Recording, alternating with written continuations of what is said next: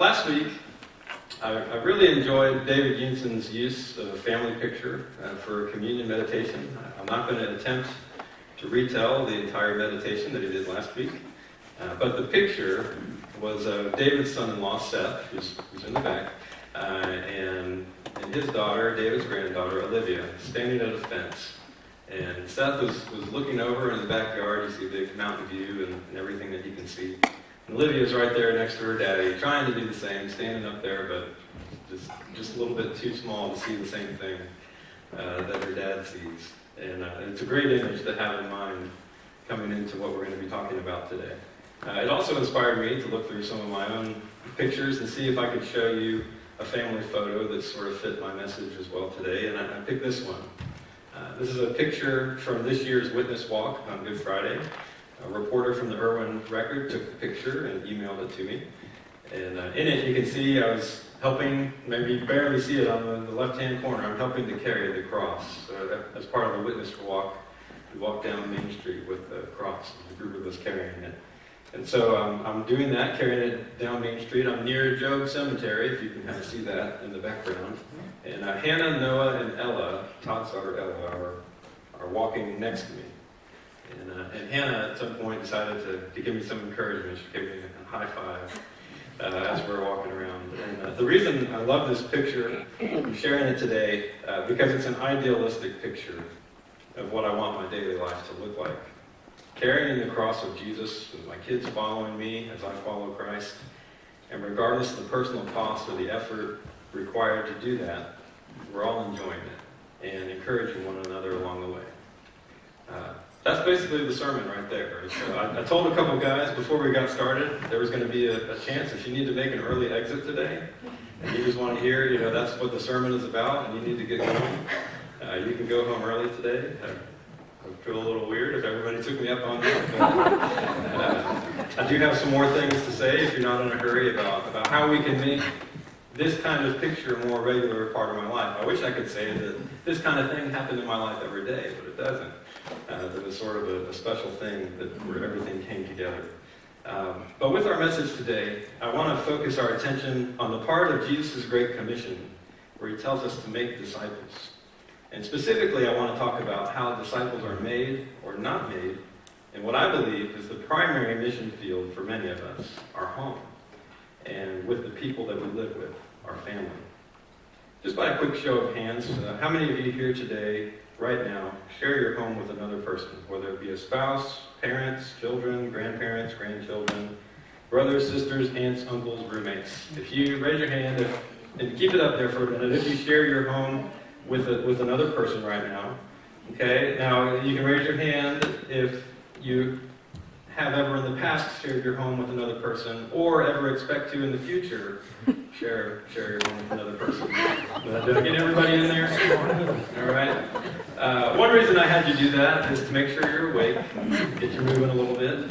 It's also sort of fun for me to see what I can get you to do as a crowd. I'll be honest. That's one part of that. But another reason why somebody has you do something physical like that is I want to connect your action with an important idea I want you to remember and think about throughout the message. In this case, I want to call your attention to a really obvious fact that we probably experience every day, but often overlook. Every day, you are both influenced by and influencing people that you live among. Think about that for a minute. Every day, you are both influenced by and influencing the people that you live among. That influence by you or on you can be either good or bad, depending on how the people in your family behave. Okay? My goal is to share with you some of God's wisdom about how we can be positive change agents in our family, the people we live with, whatever the relation to them might be. You might have noticed that I'm kind of going out of my way to define family in a very broad, maybe non-traditional way, because I want to acknowledge the reality of the world that we live in. I'll expand on that a little bit later in the message, but first I want us to turn to two passages in the Bible, and I think they contain some great wisdom on what we're talking about today, which is family discipleship. So the first passage that we'll turn to is Deuteronomy 6, verses 1 through 9. If you have a Pew Bible, which is Well, I guess this isn't what I have in front of me, so never mind. I don't have the Pew Bible. If somebody else has it. I was going to tell you that. I know that Todd does that, and that's a nice thing, but I have a different one. So, Deuteronomy chapter 6, verses 1 through 9. What we're about to read is Moses addressing the Israelites with a message from God after they have escaped captivity in Egypt. So this is God's plan for them, so that they will follow him into a new kind of freedom instead of becoming slaves again, as they have been for generations in Egypt. So have that in mind as we read this passage, Deuteronomy 6, verses 1 through 9. It's also will be up on the screen if you prefer to follow along that way. Here's what it says. These are the commands, decrees, and laws the Lord your God directed me to teach you to observe in the land you are crossing the Jordan to possess, so that you, your children, and their children after them may fear the Lord your God as long as you live, by keeping all his decrees and commands that I give you, and so that you may enjoy long life. Hear, Israel, and be careful to obey, so that it may go well with you, and that you may increase greatly in a land flowing with milk and honey, just as the Lord, the God of your ancestors, promised you. Hear, O Israel, the Lord our God, the Lord is one. Love the Lord your God with all your heart, and with all your soul, and with all your strength. These commandments that I give you today are to be on your hearts. Impress them upon your children. Talk about them when you sit at home, and when you are a walker along the road, when you lie down, and when you get up. Tie them as symbols on your hands, and bind them on your foreheads. Write them on the doorframes of your houses and on your gates. Now, clearly in reading that passage, these words are spoken to a specific group of people at a particular time in history. I want to acknowledge that. Most of us probably can't easily relate to what it's like to live in a foreign country as slaves for generations and to suddenly be released from that in an incredible, miraculous way, and then now you're living in the desert in tents and wondering what's next with your family. That's kind of hard to relate to. Has anybody done that? Has anybody experienced that? I didn't think so, but who knows? We're not living in tents in the desert with no clue what the future holds. We haven't walked through the Red Sea. We haven't seen Moses come down from an encounter with God on a mountain with laws etched in the stones. But however, for all our inability to really hear this in quite the same way that the people who first heard it did, one thing is clear through this passage, I think, that God created the family to be the primary community of discipleship. Let's look at a few examples of the importance of the family in Deuteronomy chapter 6. The first thing I'd like to consider and look at is that God directs Moses to teach them to observe. To teach them to observe. What I love about this is that God's plan gives power to the people to disciple their own family. He doesn't really seem to intend to always have someone like Moses essentially ruling over them as the one person who can talk to God and then tell them what to do. That's sort of what the circumstance is at that time, but he doesn't plan on that always being what it is. He doesn't say, Moses, you're my guy now. Find one other guy that's like you, that's going to be the leader and is going to contain all the knowledge that I have and all the rules and wisdom that I have, and it's always going to depend on one person. He says, teach it to the people, and teach them to teach it to their children. Thankfully, they have Moses to get started, but after Moses shows them what God wants them to do, it's up for them. It's up to them to do it for their own family. The wisdom behind this approach is obvious, because instead of selecting a few of the most talented people in their nation to be the teachers, to be the ones that are sort of the gatekeepers of all this information, God expects every parent to be a teacher of God's ways. And if parents are obedient, the future generation, they don't have a chance. They're going to be surrounded by teachers. People that are going to be ganging up on them, to teach them the same things. There's going to be some consistency when each parent or each set of parents in each family are hearing the same things and learning the same things, and it's going to create a culture in which people are cooperating together in how they teach and raise their kids. Second thing we see in this passage is that God had a long-term vision of generational blessings. It wasn't just about the here and now in that moment.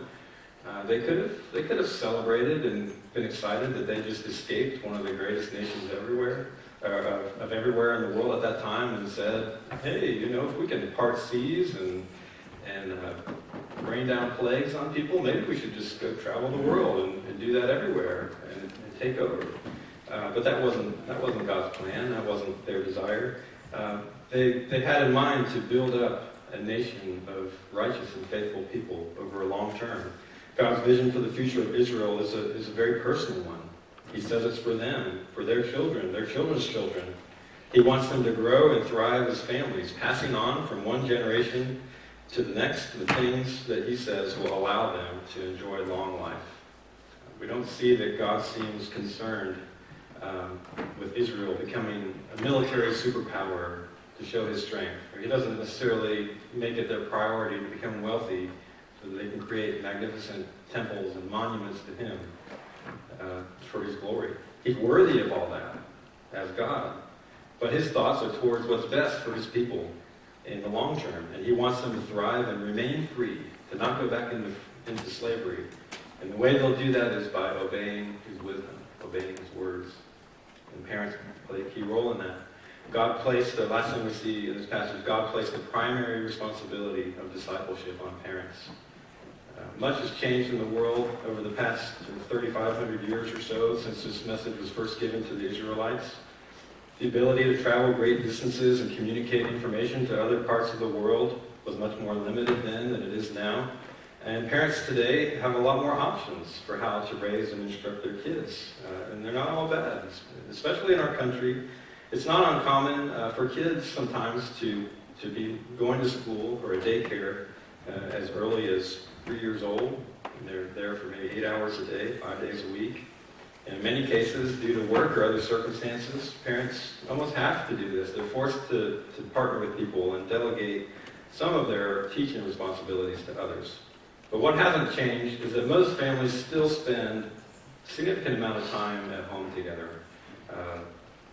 They still travel together in a car, or truck, or van. They still wake up and go to sleep in the same house many times. And they share meals and times of grief and times of celebration through the natural routines of a family.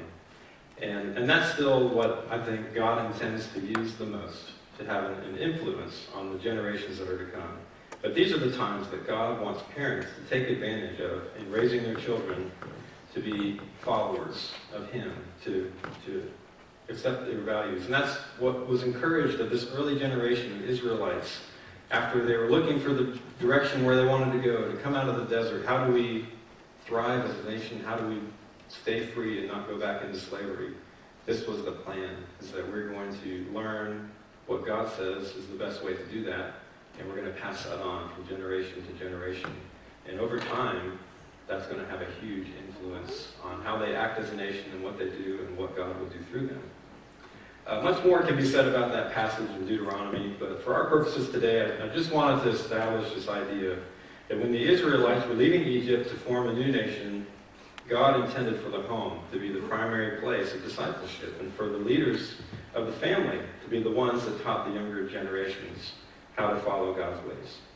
In just a moment, I want to move on to our second passage this morning about family discipleship. But I told you at the beginning of the message, I wanted to explain to you why I'm defining family in sort of a very broad, non-traditional way.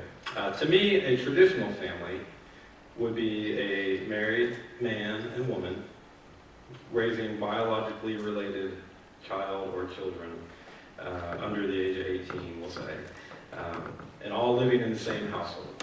To me, that's sort of the traditional picture of, some might call it like a nuclear family. That's sort of the traditional picture I carry in my mind of what a family is. And that might have also been the assumption of the people living in Moses' time. When he was speaking to the Israelites, that might have been the normal situation. But we certainly have plenty of examples in the Bible where people had some pretty unusual-looking families. The makeup of their families was quite different. And the multiple people that were there, the sort of blended families that existed. The fact is that in our time and history, within our country, I think that there is very big struggle right now to define what a family is. And because many people don't live in a traditional family. Maybe mom or dad, or both of them are gone by some choice that's been made or some circumstance that's beyond someone's control.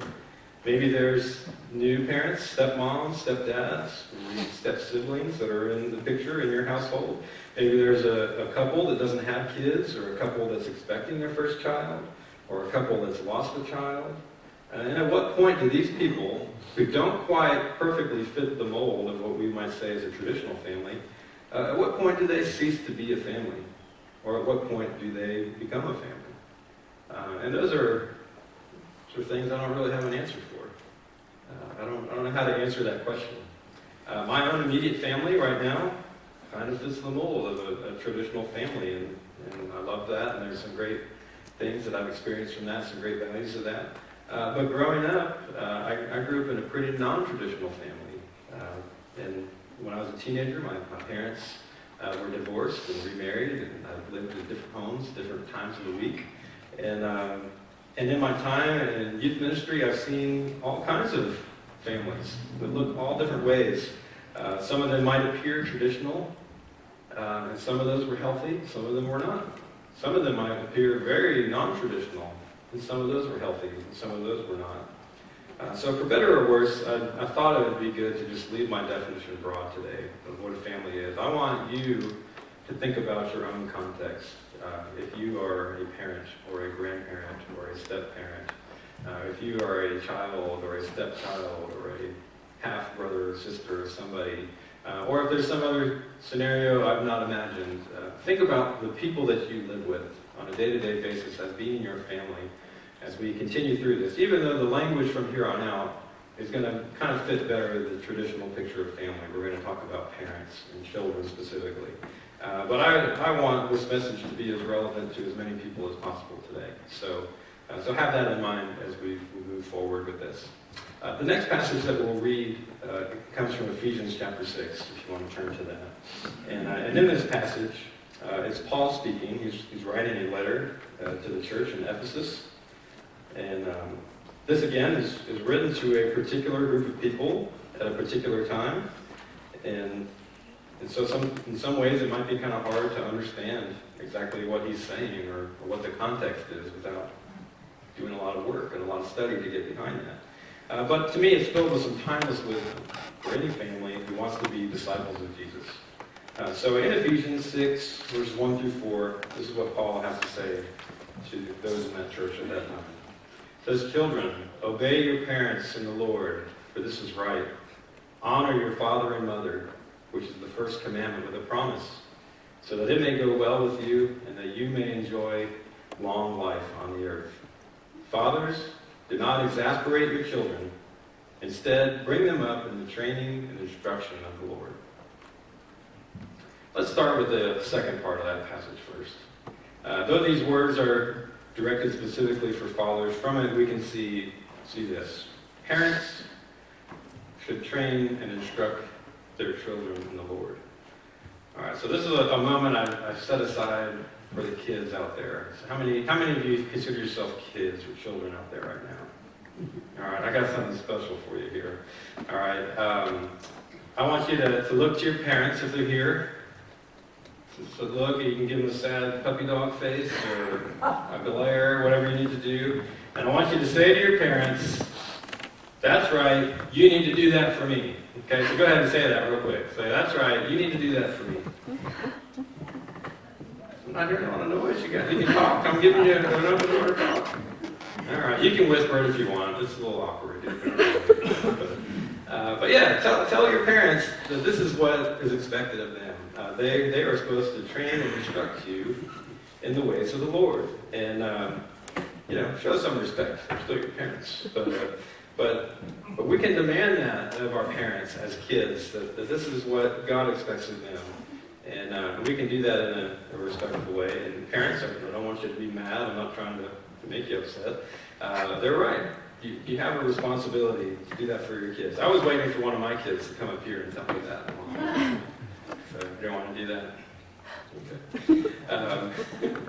But you have the responsibility ultimately to do that. It's not the job of their Sunday school teachers, the youth minister, the senior minister, the elders. It's primarily yours. But we can help. But we can be part of that process for you. But ultimately, that's a responsibility that God has given to you. So I want to look at a few things here. The first thing I want to look at is parents or professionals. I think that's a question that probably most parents come up with and say, well, maybe that's a responsibility that I'm supposed to have, but there's people that do this for a living, that are paid to do this. They're professionals. And so I want to do a little quick comparison about why I think God would give this responsibility to parents instead of saying, go find a professional, somebody that you can pay that's been educated to raise your kids. Again, not taking away the fact that there's plenty of people that we can have in our lives that help us in the process. But do they take the primary responsibility? So the first thing is, in parents should train and instruct their children in the Lord. Between parents and professionals, who has the most time with your kids?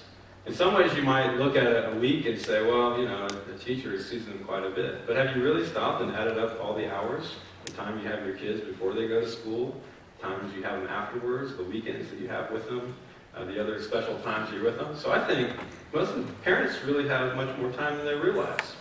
Even if it's, even if they're in your house and sleeping, you're still with them. There's still something happening at that time. It may not seem a whole lot like it, but there's some things happening in how you're showing love and caring for your kids by providing them a place to sleep and some safety and comfort.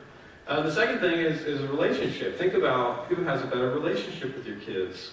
Have the professional people in your life had a longer, deeper relationship with your kids, or do you have that? I think most of the time, parents have that, much more than they realize. They know their kids. They've spent time with their kids. They can have that magical ability to pick out when their kids are lying to them or trying to get away with something that others, that are maybe paid to do that, they don't know. Maybe they've only known your kids for a year or a few months. And it's kind of a rare thing to have anybody in your life who knows your kids better than you do. And then the last thing is motivation. Who has the best or highest level of motivation to care for their kids? And I think it's parents above professionals. Professionals might have the motivation of a paycheck, and they might be also passionate about what they do, see it as a mission of their life to invest in the lives of kids. But at the end of the day, nobody is as deeply committed and loving towards your kids as you are as parents. And so don't talk yourself out of realizing that God has equipped you in some incredible ways to be the primary leader of your kids and to do that in a unique way. Even if you feel like, well, I haven't had all the same training, or I don't have all the same knowledge that others do. That in itself is not an excuse that relieves you of your responsibility to be the one that takes responsibility for directing the future of your kids. Now you notice in that passage, very short passage at the end, talking about fathers, says, do not exasperate your children. Does anybody know what exasperate means? This is another chance for you to speak out if you'd like. Anybody know what exasperate means? Throw it out there. Go ahead, I can see a hand back there. Frustrate, okay? Provoke, okay? One of the definitions I saw that I liked was irritate endlessly. To exasperate is to irritate endlessly. Now I know, I'm a parent as well. I know that sometimes I feel like my kids are a bit more exasperated of me than I am of them. Because they know how to push our buttons, which is my picture I have up here for us to look at. Push our buttons, okay? A little quick social experiment here. Which button are you going to push? Do you see that? We have all these buttons. There's numbers. I don't know what this is or what it does. But how many of you, be honest, you're going to push the red button? Because, it looks like the most fun. All right. Sometimes we do that in our families. And as parents, sometimes we do that with our kids. We know what buttons to press. And when they kind of get on our nerves a little bit, sometimes we make that choice to push the wrong button. And we get the response that you would expect from pushing the wrong button. And then it makes things worse. Things just go downhill from there. We need to think about what it would be like to push the right buttons to get the desired response that you want. Again, like I said before, nobody knows your kids like you do. You can put an end quickly to the breakdown of your kids. It may not feel that way, and maybe we don't always have success in doing that the way that we want to as parents, but you're much less lost than you think about how to push the right buttons and how to connect with your kids and how to connect them to God in their relationship, if you choose to do that. But we have to overcome the temptation to push the one that looks like fun, but maybe isn't really going to be fun for anybody at the end of the day. And that kind of goes both ways, but I'll just put that on the parent side for now. But more than anything, to think about not exasperating our kids, not irritating them endlessly. We also have a responsibility to educate them in some ways. And I think the best way we do that, they learn to be who they are by watching who you are as parents. So one of the best ways to lead your kids and to get the kind of response you want out of them is to be the kind of person, develop yourself into the kind of person you want them to become. Because they are watching you, they are following you. When I was 11, I had a surprise younger brother that was born. And in some ways it was great, I really enjoyed it. In other ways it was terrifying because it wasn't long before he was my shadow. He was doing everything that I was doing. And I remember realizing at some point the great responsibility I had to either make or break my brother's future by how I treated him, by how I act myself when he was just watching me and copying what I was doing.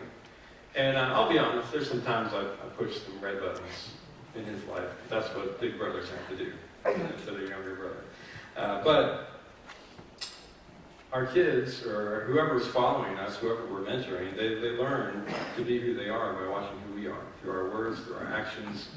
And so when you're thinking about how to educate your behavior and your choice of what you watch on TV or what you listen to in the car, all these things play a role in the bigger picture of how you're raising your kids and who they're becoming.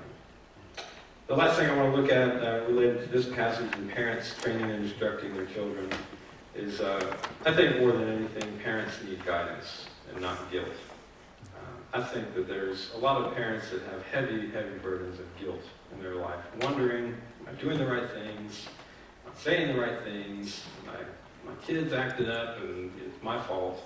And even I deal with that and struggle with that with my own kids, as maybe we all do. And there's some reasons why I think that happens, and some things that we can do about it as a church. So really this last part is sort of thinking about what can we as a church do to help support parents and let them know that they're not alone, and to partner with them in living up to the responsibility that they have when they've got so many responsibilities on them already, to be at work, to maintain a household, all the pressures that parents face in the stressful times in life. And the first thing I kind of want to point out is that many parents lack just discipleship resources, especially if you grew up in a home where you were not very effectively discipled. If you maybe later on in life became a follower of Christ, you see some value in it, maybe you have a hard time knowing, well, what do I do about this? I didn't have parents necessarily who discipled me in a great way. I put up here some pictures of some things that we do at our church. I don't know if these are perfect things or how effective they always are, but it's just something. It's something that's better than nothing, to give you a chance as parents to do some things. One of them on the far left is something that's called a Q box that we do during the school year. We have a ministry that you can sign up for if you're a family with kids. And it's a box to just help teach your kids about a particular value in the Bible. And it's connected to a certain Bible story.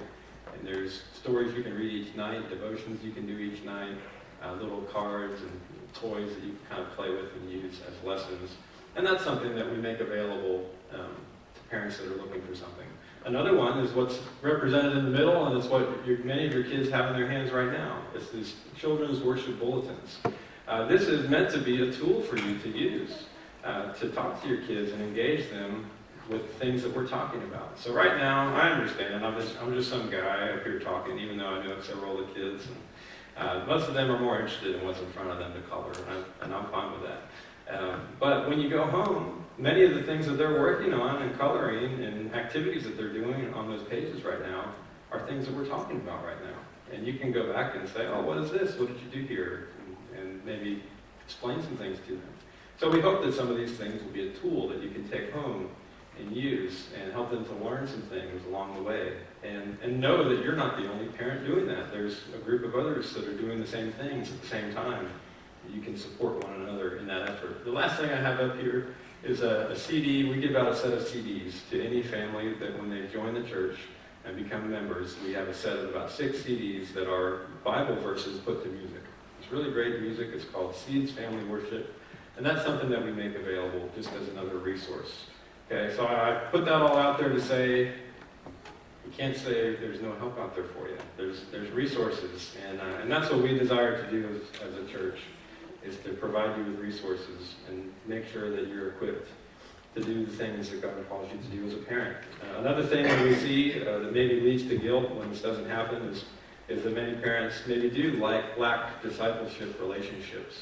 And by that I mean maybe they don't have people that spend time with them to help them grow as an adult, as a follower of Jesus. And we also provide many different opportunities for that to happen through Wednesday night Bible study, through Tuesday night small group that we offer, through the school year we have this ministry that we do where once a month on a Sunday night we'll get together for something called Family Gathering and sort of support one another through that. And so that's something that if you're a parent and you're not really sure where to go or in your own spiritual life, maybe you need to find somebody that's a little bit further than you spiritually to mentor you.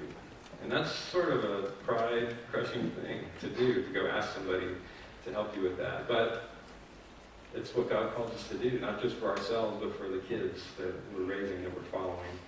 And again, I'm still talking very much in terms of a real traditional family picture, but think about how that relates to if you don't have your own kids living in the home. Think about the grandkids you come in contact with, the neighbors that maybe you have some time with or influence with, people that you live among and see day in and day out. You are maybe sort of a parent figure to them, or maybe even a child figure to some other people, and you can make the most of those things. Last thing I have for this part is that many parents lack discipleship rewards or motivation. They don't really see the value in it, or what's the goal, what's the reward of seeking after that. And so I think as a church, we can find some creative ways to celebrate when parents are successful. When we start to see little ways in which their kids are growing and improving, taking the time to just make a comment about that, or to go and tell that child or tell their parents what you saw their kids doing that you were impressed with. It means the world to parents. It means the world to me to hear those things when people have expressed that about my kids. Puffs you up a little bit. And, I guess I can do a few things right every now and then. But we need to find ways sometimes to celebrate the things that parents are doing. And as the youth minister of this church, I can tell you that we have a significant number of families in this church that are doing some incredible things in their families with their kids. I'm very proud to be part of it and happy to be able to learn from a group of other parents that really love their kids and are doing things to raise them up in this way. But as a parent, I understand how overwhelming the responsibility of training and instructing your children in the Lord can be. And like every parent, there's times when, as I said, I feel totally inadequate and as a dad. And I wonder if I'm doing the right things or saying the right words. And it's in those times that I'm thankful to have other people to turn to for support and advice. Sometimes that's my wife. Sometimes it's my parents. I'll give them a call. Sometimes it's other mentors or spiritual leaders that I have in my life. Sometimes it's just opening up the Bible and reading for a little while, or spending some time praying and asking God to guide me through His Spirit and what I should do or what I should say. Sometimes it's finding a book on parenting or listening to a radio show or watching Super Nanny.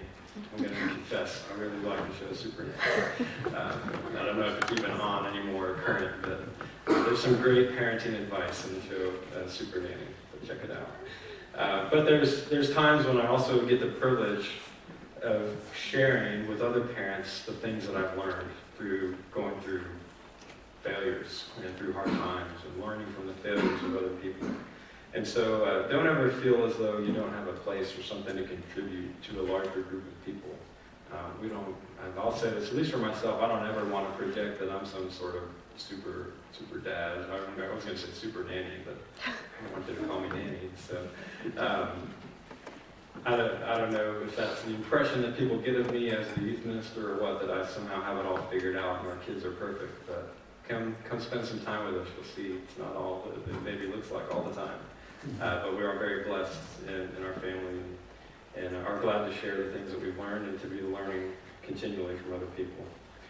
So if you're a parent and you're here today, you're feeling like a failure in raising your kids, training them in the instruction of the Lord and what that means, there's hope. There's some possibilities, and I want you to know you're not alone, and you can do this. Now, for you children that are here today, I don't want you to think that you're going to get to have all the fun out of what we're doing today without me saying a few things that's kind of directed to you that your parents are really going to enjoy. Okay, so I know this because as I was working on this yesterday, Kim was kind of looking over my shoulder and like, oh, you're talking about that? And she's kind of excited about some of the things that we were going to say. But for you kids that are out there, whether or not you enjoy this as much as your parents do, this is really good advice for you to hear. Okay, and here it is. Children should obey their parents for their own good. Did you hear me? I'm going to look at my kids for this one. Okay, and I'll look at all of you out there. You should obey your parents for your own good. Okay, and this is parents. This is your moment. You can give the looks now, and you can say the words to them. Let them know that what I'm telling them right now is the truth. That young people, you just have to kind of deal with it. Okay, that what they're telling you is true. That you need to obey what they're saying. And what I have to say for the next few minutes is kind of for kids of all ages out there as well. Imagine your parents, wherever they are today, sort of, putting that finger and that look to you that, you're right, you need to obey me. And but for the next few minutes, we'll talk about that, and I'm going to keep it short, and I've got lots of pictures, because I'm still kind of a big kid at heart, and I know that's how I like to learn sometimes. So it's going to be short and simple from here on out. The first thing in thinking about children obeying their parents for their own good is that following yourself will get you nowhere. And I'm just going to show you a picture before I even say much more. Okay, following yourself will get you nowhere. Okay, who sees what's going on in that picture up there? Yeah, the dog is trying to eat his own tail. He's chasing his own tail. Have you ever seen a dog do that in person? Okay, where does a dog go when it's chasing its own tail? Nowhere. It's just kind of spinning around. Okay, it's pretty funny to watch. Maybe they go and become real popular on YouTube or something if it's a funny video. But a dog chasing its own tail is kind of how your life will end up if you think you should just follow yourself. If you should just follow your own heart, and you should just do whatever you want to do. A lot of people think that that's freedom. They think, oh, well, freedom. Well, if I'm free, I can do whatever I want. And I know when I was a teenager, I couldn't wait to be free, to do whatever I wanted, to follow myself, to go my own way. And in many ways, in my brain, what that meant was going to turn out looking something more like this than doing anything worthwhile. It was just going to be sort of chasing your tail, going nowhere, following yourself. Okay, so kids and children of all ages, that's not a great way to go. Trying to follow yourself and expecting to go anywhere, to advance in life, to be free, to thrive. We don't know enough. We're not self-sufficient. We can't make it on our own without some outside guidance. Okay, and so the next thing is that following others can lead you to trouble. I put can because I almost put will lead you to trouble. I'd like to think that there's some people that will not lead you out of trouble. I'd like to think that I'm not leading everybody to trouble when I'm leading in some way. So I'm just going to say following others can lead you to trouble. And here's a picture that I think illustrates that pretty well. Okay, now my first reaction looking at it is that looks like a lot of fun. It does look like a lot of fun. There's a couple kids that have apparently gotten into a gallon of paint, is what all that is, if you're trying to figure that out. The bucket of paint is there on the floor, and they've got it all over themselves. And that's a TV in the back, or it used to be, covered with white paint. So you're not going to be able to really watch that anymore. I don't know if you can remove that or not. But sometimes in life, when we follow people, the people we choose to follow, whether they're related, whether they're just our friends, whether it's somebody that we invite into our life by consistently watching a TV show or listening to a certain kind of music.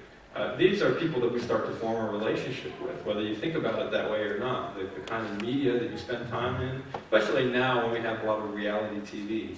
It's sort of like some people's friends, I think, are the people that they hang out with on reality TV.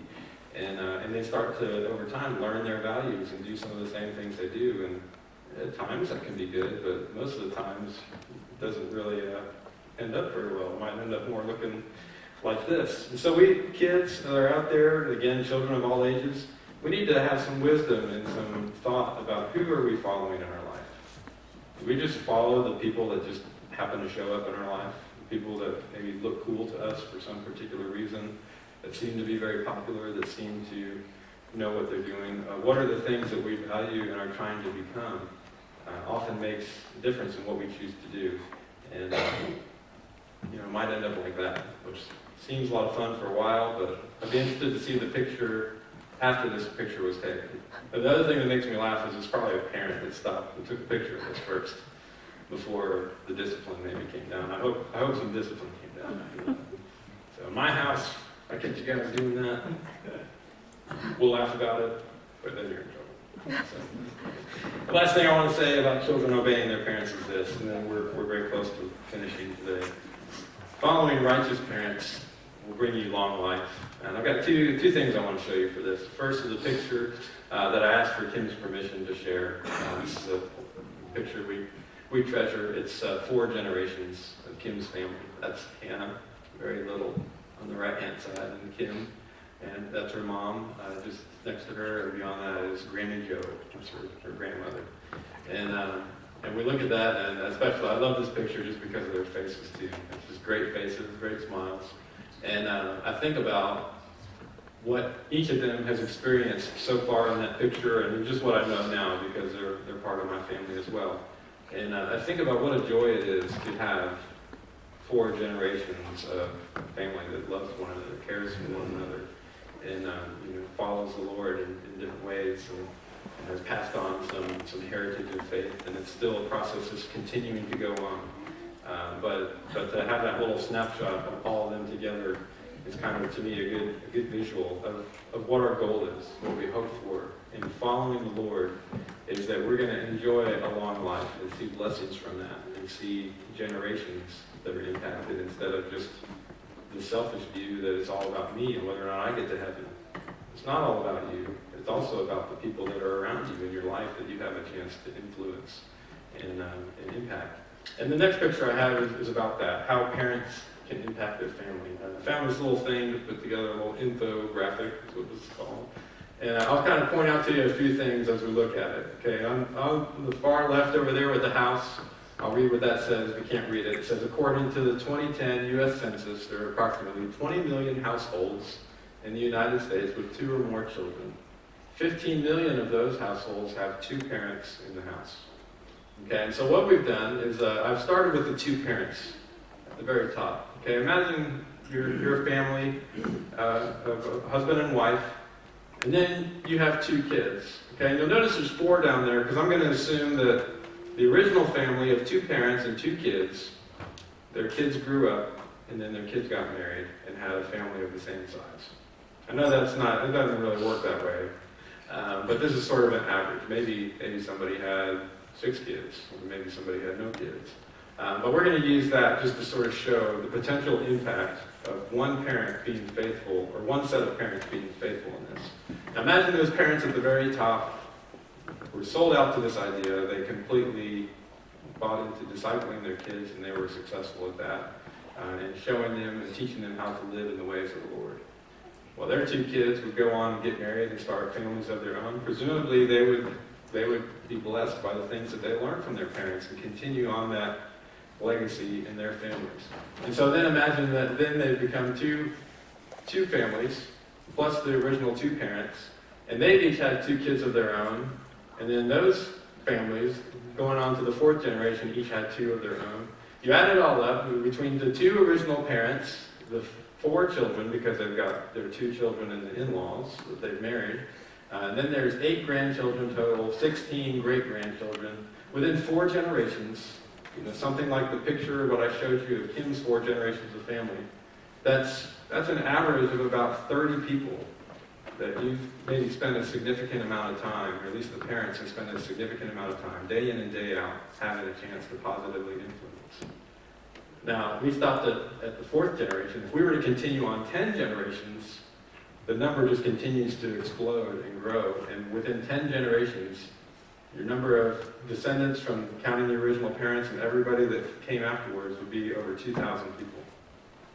Okay? If you don't think that how you live and how you act in your family and the legacy you're leaving for your kids is going to have an impact over time in your family tree, you need to think again. Stop and realize how important it is what you're doing. And children, realize that for yourself. You know, that as one day that you will no longer be a child. One day you will be in the position of parent, and you will be the one that can then have some influence on the future and how you're impacting that. Just hear those words again, you know, what we read in Ephesians chapter 6. Children, obey your parents in the Lord, for this is right. Honor your father and mother, which is the first commandment with a promise, that it may go well with you. You may enjoy long life on the earth. Fathers, do not exasperate your children. Instead, bring them up in the training and instruction of the Lord. As we conclude today, I want to return to what I said at the very beginning of the message. You remember the thing that I had to raise your hand for? Just so that you kind of remember that. And you all told me that in the past, or you currently do, or in the future, you live with people, day in and day out. And every day, you are both influenced by and influencing the people that you live among. So I want to ask you, as we come to an end here, how did you do yesterday? How did you do? Did you make a positive or negative impact on your family? How about today? How's today been going so far? Did you make a positive or negative impact on them? How about the impact they had on you? How about tomorrow? Don't make excuses for yourself about why you can't train and instruct your children in the Lord. Children, don't make excuses for yourself not to obey your parents when they try to train and instruct you in the Lord.